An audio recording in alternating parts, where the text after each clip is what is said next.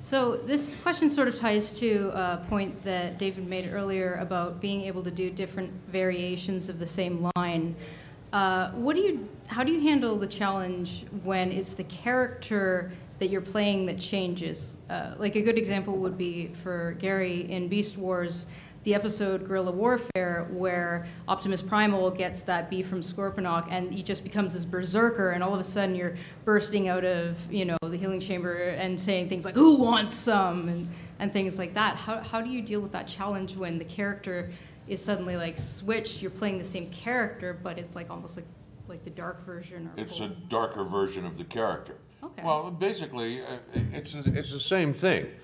You take the parameters of what the character is about, you take in the situation, and you say, well, what would I do? What would I do if all of a sudden I just got roided up? Would my voice get mad? Would I get more dangerous? Would everything be more intense? So you're adding a bit more intensity, and because he's more animalistic, you're adding a bit more gravel to make him a little tougher. You're adding emphasis on different words. More aggressive. More aggressive. That's what I'm saying. And you do that through body language. You'll take your hands, and I find that when I was doing a lot of cartoons, I used to do cartoons every single day. And when I was doing a lot of cartoons, you have to keep a log of the voices, but then I would have to find a gesture for every voice. And there was like Lord Viper, he was always so snarly and snappy and evil. And then there was the hero.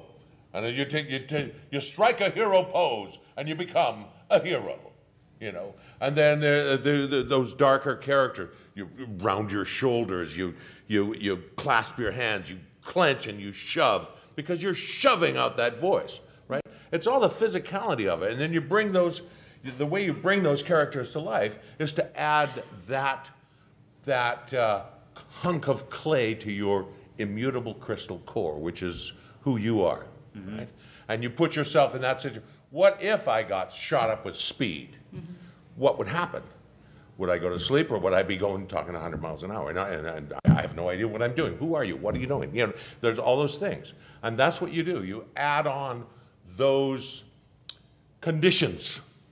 Yeah, and so well said. And as normally what we're doing when we're doing the acting is we're standing, of course, because we do bring that physicality into it. Sitting down is, let's say, not no typical. sitting down. Except Frank Walker.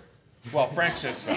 He sits down. But he doesn't put his hands in his pockets. No, he does not. Yeah. And that's another big thing. Don't put your hands in your pockets. Keep your upper shoulders and your hands free. Don't, and just relax. Yeah. Thank you very much. You're quite welcome.